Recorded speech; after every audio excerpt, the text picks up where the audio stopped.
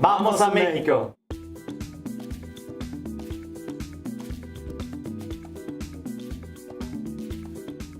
We are excited to announce the opening of Brentwood's new medical packaging facility in Tijuana, Mexico. This facility is part of an international expansion strategy that's been in the works for several years.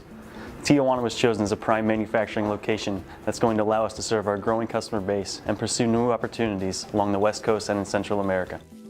The Tijuana facility adds nearly 8,000 square feet of ISO Class 7 cleanroom space with plenty of room for future expansion.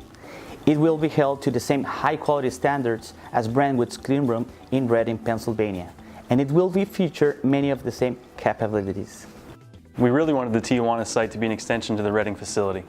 Operational redundancy was key, and we'll have the capability of producing nearly all of our medical products at either facility, including our trays up to 72 inches long. And we're almost ready to get started. Cleanroom and quality certifications will be received in January, with validations beginning in February. If you'd like to discuss a project based out of the Tijuana facility, please reach out to a member of the Brentwood medical team.